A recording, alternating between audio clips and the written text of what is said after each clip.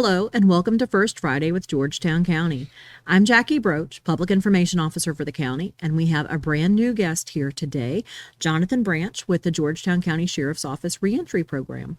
Jonathan is going to tell us a little bit about the program and what's new with it. For those who may not know, Jonathan, tell us a little about what the Reentry Program is. The reentry program originally started back in 2007. Sheriff Lane Cribb was here, and Debbie Barr, I think, was the first director who started the program. And so at that time, and still today, the Georgetown County Detention Center is a designated facility for the State Department of Corrections. What that means is men, and we do work exclusively with men, who are otherwise qualified, can request a transfer to our facility to participate in our reentry program. So they come, but they're still technically in custody of the State Department of Corrections. We want them to have at least a year left remaining on their sentences, so that we can so they can take full advantage of some of the opportunities that we offer. When the program first started, it was primarily, I believe, an apprenticeship program, and so all of the men who come from the State Department of Corrections have work assignments that they're required to participate in, on a daily basis. And so they would come, and they would what Debbie and Sheriff Cribb had the foresight to do was to create a program where those men would come, and the work assignments would be with the Facility Services Department. Maybe they were learning HVAC repair or electrical work or plumbing or whatever, landscaping even. So they're learning job skills. And they will learn job skills, right? And so Debbie was able to affiliate the reentry program with an organization called Apprenticeship Carolina, and so men could do the job training, and then when they were released from custody, they would have a certificate endorsed by the U.S. Department of Labor saying they were qualified to work in that area. So they would go on to get jobs, sometimes even with the county, in the trades that they had trained in.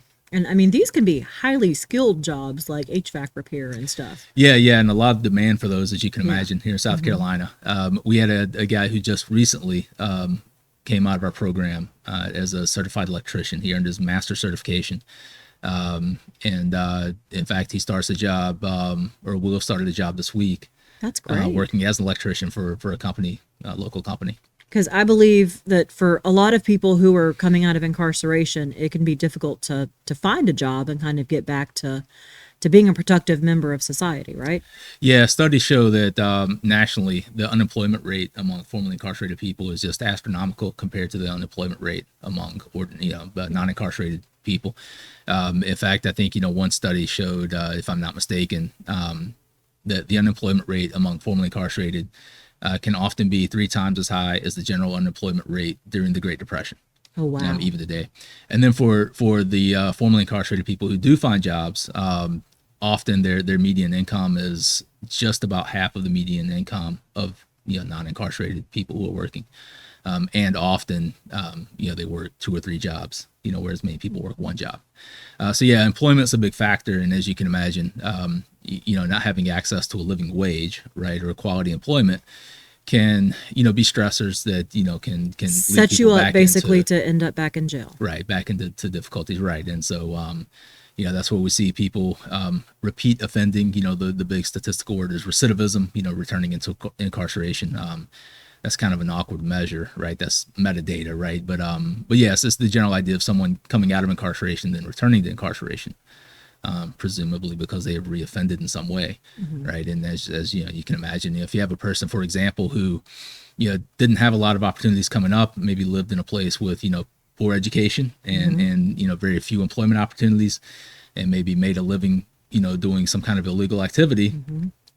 When things get stressful, we often go back to what we know, and that's the case for many people. So we want to do what we can to make a pathway, for men who want to make better decisions, to get on a more positive life path, right? We want to give them the resources and opportunities to do that. And employment is a big piece of that. So of the people who have come through this program, do you know offhand how many have come through the program successfully? I don't have a definitive number, but my understanding is this is in the range of 250 or more men since the program first started. And how many of those have found gainful employment? How many have wound up, unfortunately back in jail?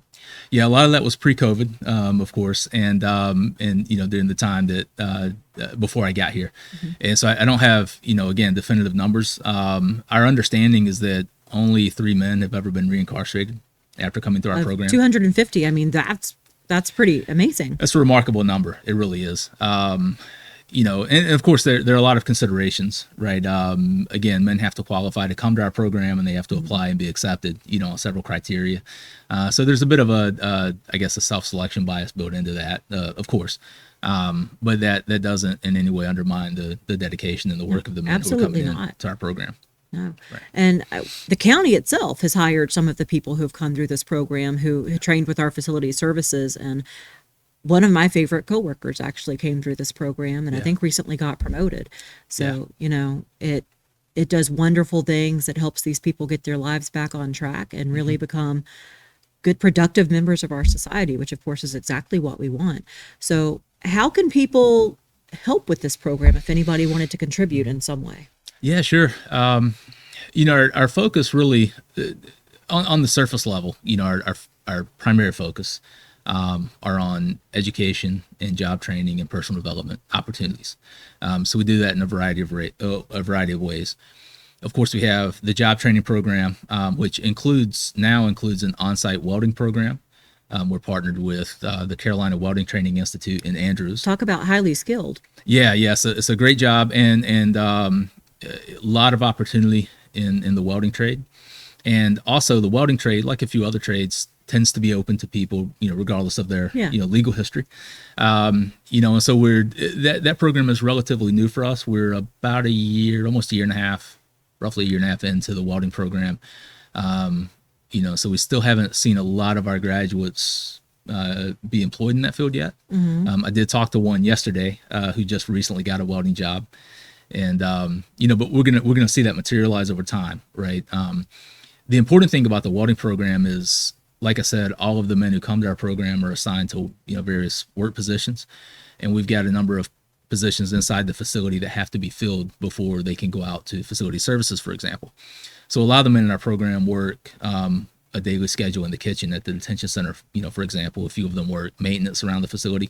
So what the welding program does is it gives us an opportunity to provide meaningful job training for the men who can't leave the facility and go out to work with facility services. Yeah. Right. So they're able to earn certificates in welding. Then also, for the education piece, we're partnered with the Incarcerated Voice Initiative. That's a program that runs out of the sociology department at Coastal Carolina University. So men who have their GED can sign up when we do that class in the spring, and they can earn college credit at Coastal Carolina taking that sociology class. They can also do it more than once because of the way the program is designed. Okay. We've got a few men who are earning some credits in partnership with Georgetown Technical College. And then again, we do have a GED program with Howard Adult Ed, Dr. Paula Anderson, make sure that men who need a GED have an opportunity to do that. That's great. So we pursue or we provide opportunities in education, right? Not just in job training. And then also we provide a range of personal development opportunities. So we have a couple of counselors who work with us and provide some one-on-one services for men who want that. We also have opportunities for some cognitive behavioral therapy based training. That's a program that's based out of the Minnesota Department of Corrections, and is incredibly reputable program, right? A lot of positive results. And then we also provide a lot of restorative based opportunities. So we give men an opportunity to reconcile with their families, to take accountability for what they've done that has gotten them in the situation that they're in, and to find ways to begin to repair that harm as much as possible. Yeah. So we're focused on all three areas: personal development, education, and job training. And your question, that was kind of a long way to get back to your question. All right. Your question is about what people can do to support the program. The program is expensive. And it is a nonprofit. It is a nonprofit, right? There's a local nonprofit that supports our program exclusively. They're called Amazing Journey, and we're always taking donations. Our financial need is growing because our program is recovering from COVID, and so we have more and more men coming into our program. In addition to paying for that welding program and those educational opportunities, Amazing Journey also sets aside some money for men once they're released, so we can help with housing and transportation and that kind of thing. And so the easiest way and the simplest way to support the program is to make a donation to Amazing Journey. That can be done on their website, amazingjourneyinc.org. And That's every single dollar, right? That's very little administrative cost, in the Amazing Journey budget. You're the only employee, yes? I'm the only employee, right? And my salary is covered by the sheriff's office. So, yeah, almost every single dollar, goes straight to Amazing Journey and goes straight to taking care of the men in the program and providing, what they need. Yeah, that's great. Well, what else can you think of to tell us? It's such a wonderful program, and it sounds like coming up on 20 years. So, Yeah, been around for a long time, and a really fantastic, past. I mean, just thinking that Debbie had the foresight to put the things in place that she did. yeah. Back at a time when the term reentry was just coming into the national parlance, right?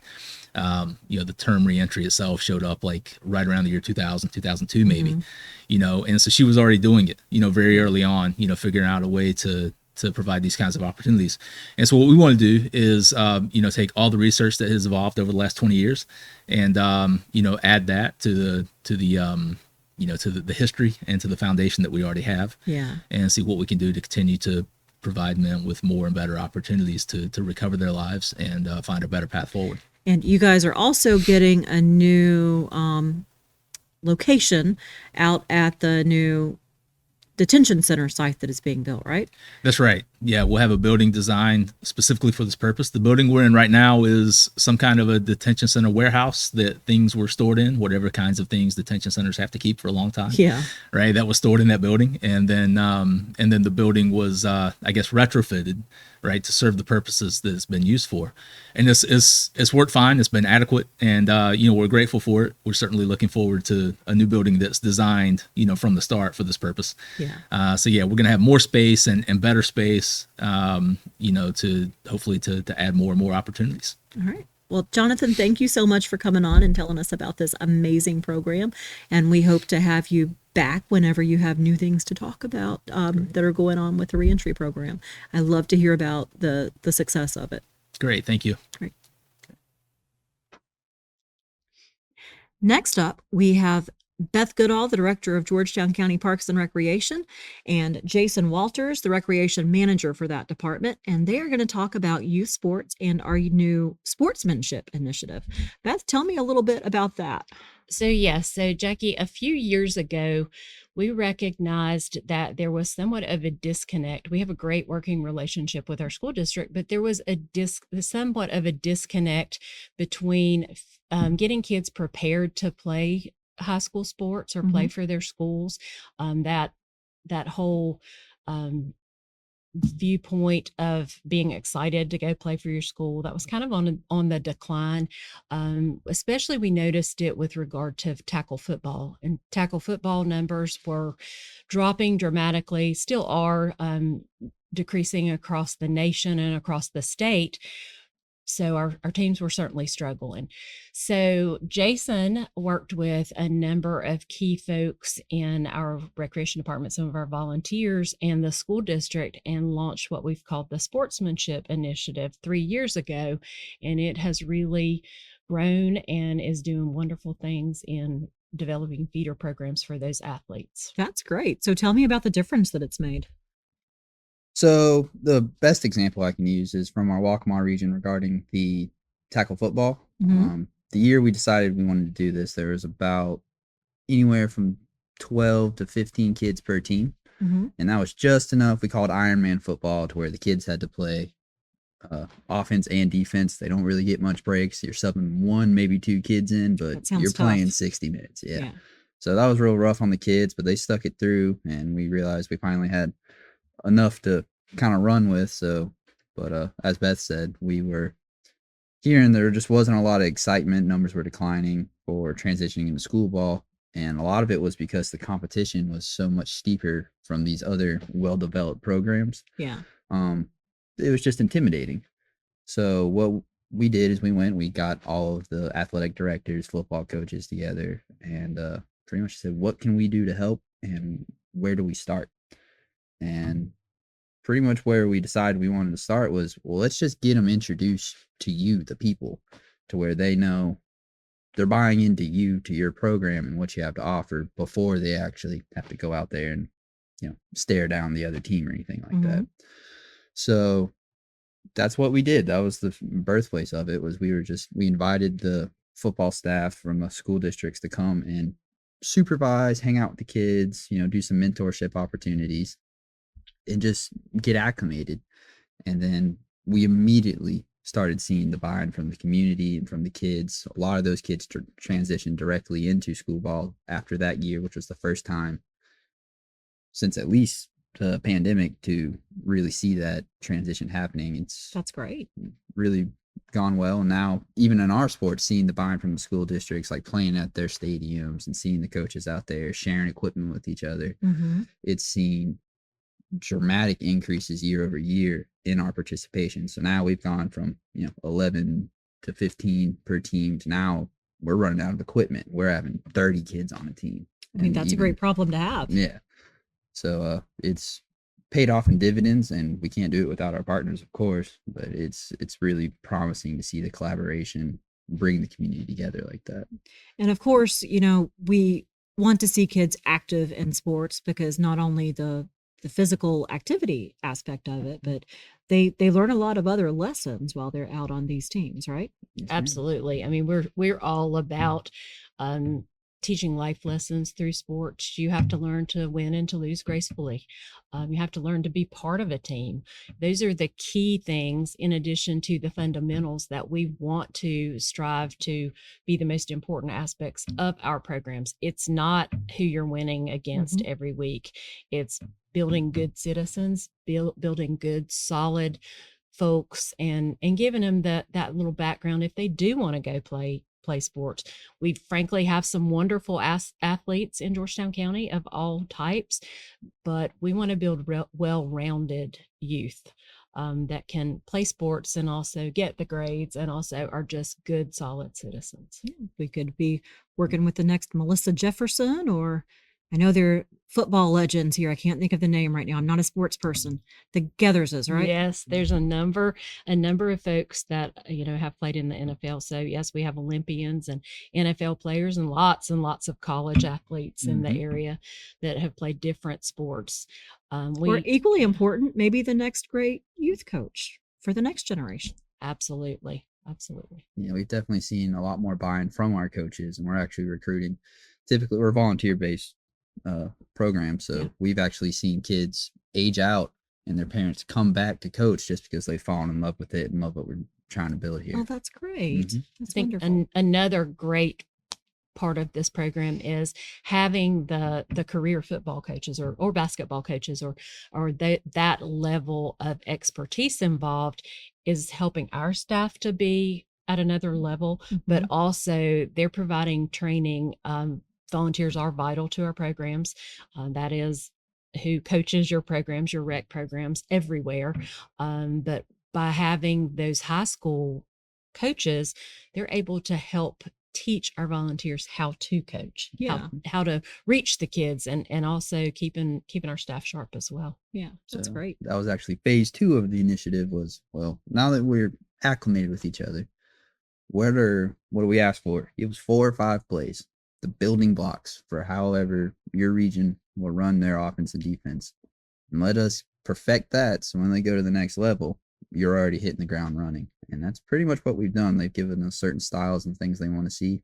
And that's just what we're drilling home to where now they have purely fundamentals, but beyond, your, what's the word?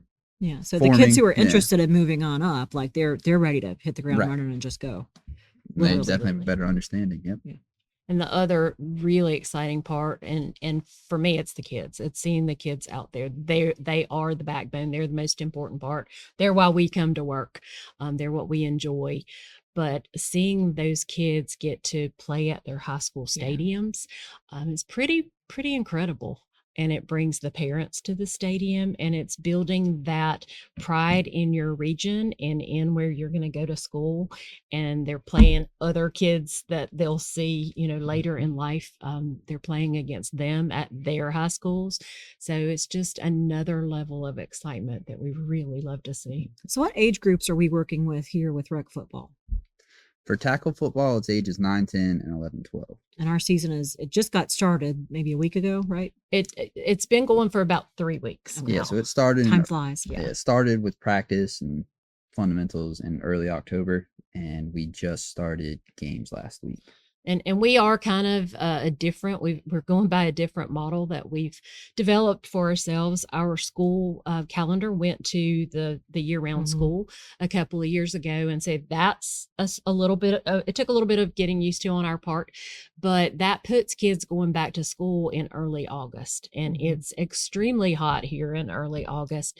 And we started sometimes in September and early October. Very true. And kids that have been at home in air conditioning potentially for quite a few weeks, then you throw them out there on the football field, and we were forever having heat issues, heat indexes, having to suspend programming just because of the weather. So we started batting around the idea of how to get these kids better conditioned. And then the fundamentals are certainly very important as well. We also started seeing some of the professional athletes, football players were talking about the benefit of flag football and beginning when you're not worried about getting hit. You can focus on some of those fundamentals.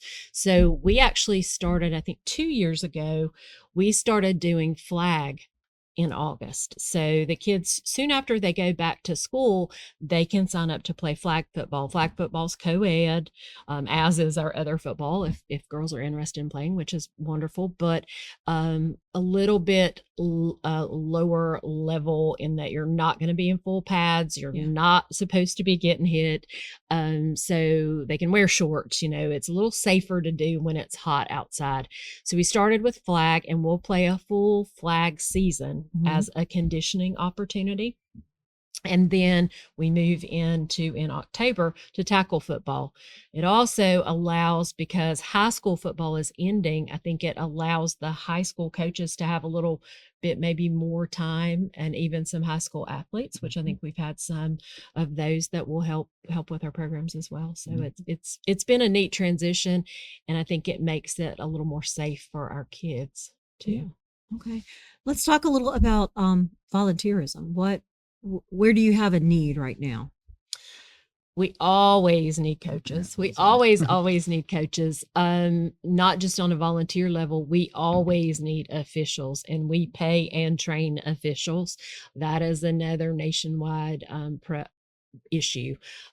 Getting youth sports officials, frankly, getting high school officials is difficult. So that's a huge need, but we always need volunteers that want to work with kids, whether it's basketball, football, just in our outdoor programs. We certainly have needs for volunteers there, and also in our aging programs as well. So, okay, let's talk about aging for a minute. So those are senior programs. Those are senior programs. So we have an aging population in Georgetown County, and we are the Meals on Wheels for Georgetown County. It's under Recreation and Community Services, as well as we run congregate dining sites at 6 locations. We also provide senior transportation to those dining sites, in addition to home delivering about 3,000 meals a month. Wow. Yes. So lots going on that side with that senior population. In addition, we have so many programs that are senior friendly or adult. They can all join together, but lots of exercise opportunities, from outdoor programming, from indoor programming, to pickleball, to you name it. There's so much going on for our seniors as well. Wonderful. All right. Well, do you want to tell us a little about what's coming up as far as programs that we might see in the winter coming up? So we've got a really exciting program on Saturday. We're partnering with a number of organizations, and we have a 5K at Rocky Point tomorrow. Yes. Yes. So that'll be out there on the trail. So a couple options to run, and then right after a children's dash, in addition to a run or walk, 5K or 10K. Yes. And then right after the run, there's a bike ride, same trails. So we're really excited about that. Our Fit Goat Challenge is coming to an end, and that group, I think, has gone over 40,000 miles this year in the challenge. So wonderful. Very exciting. Lots of seniors in that program, but then we have all ages. And then we'll be transitioning, of course, into basketball.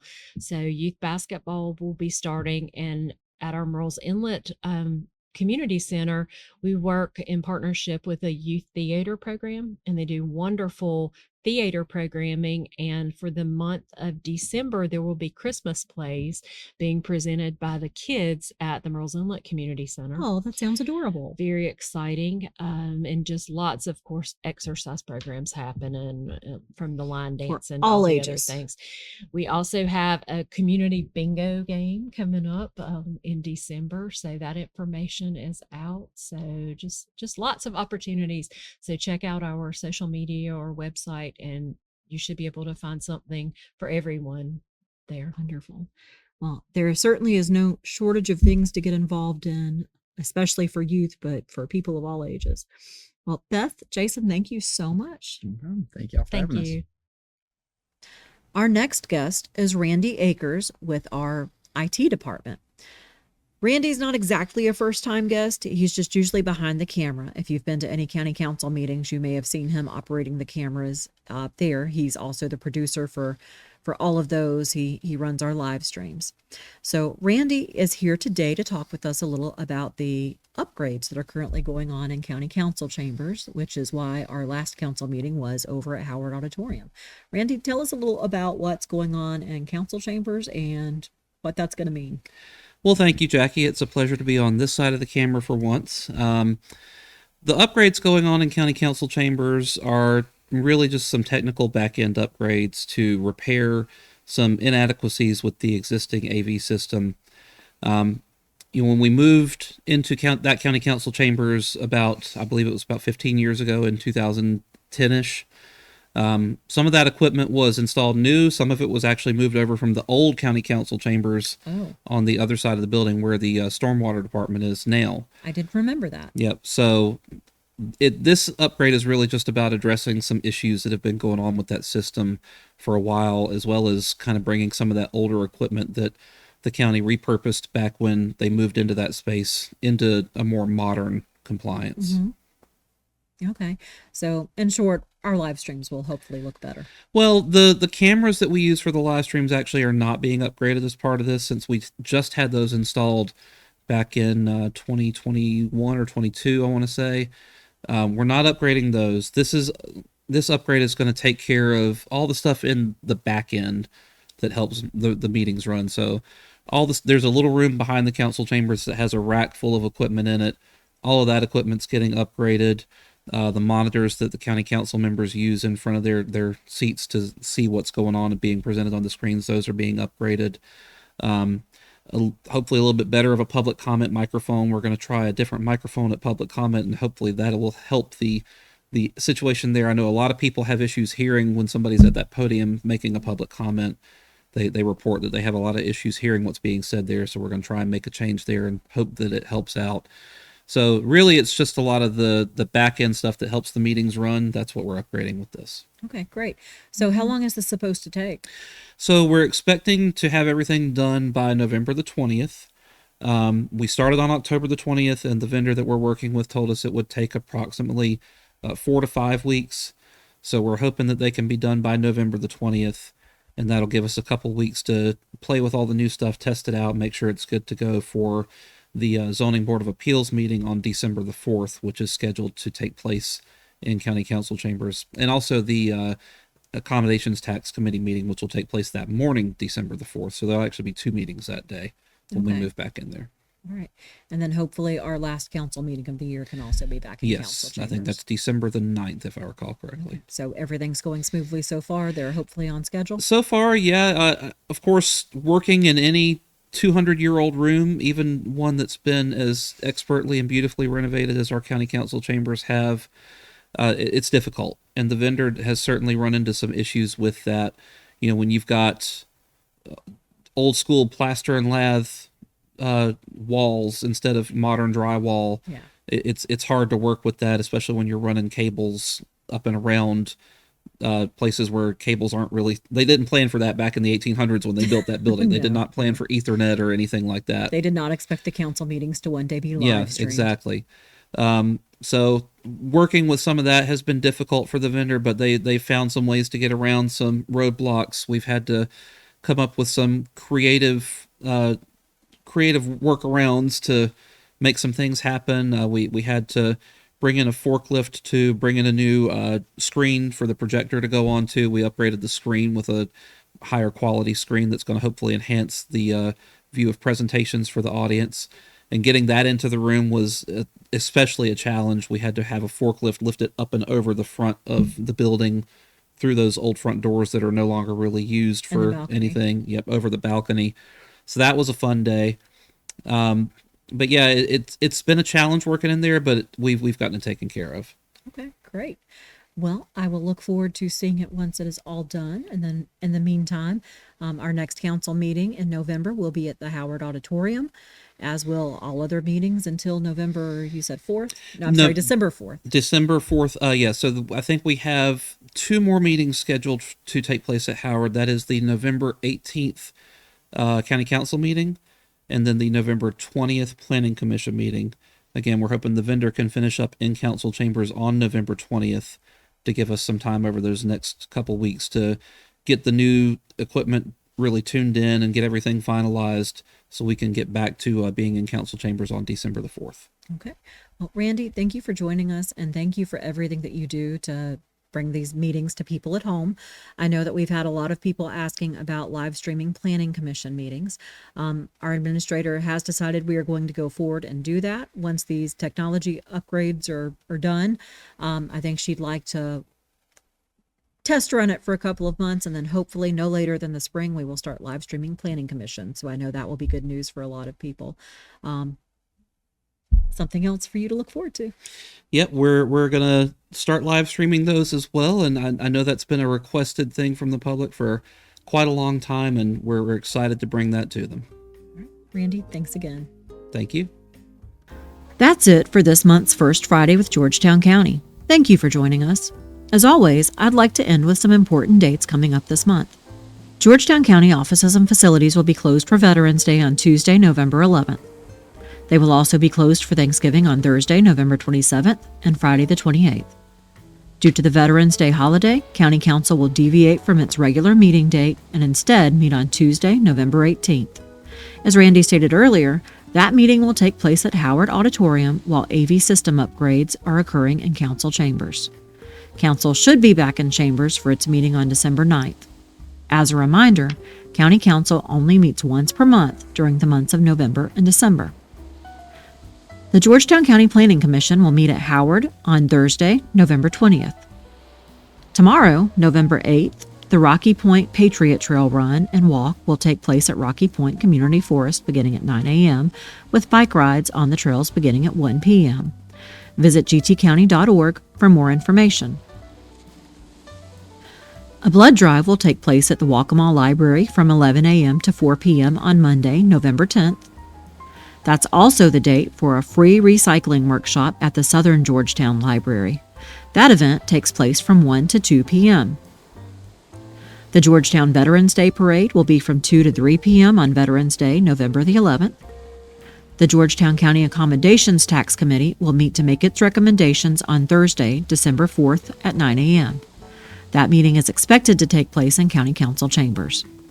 Lastly, Tuesday was Election Day, and while no county offices were on the ballot, if you're interested in election results, you can find them on our website at gtcounty.org/vote. Thanks again for joining us. I hope to see you next month.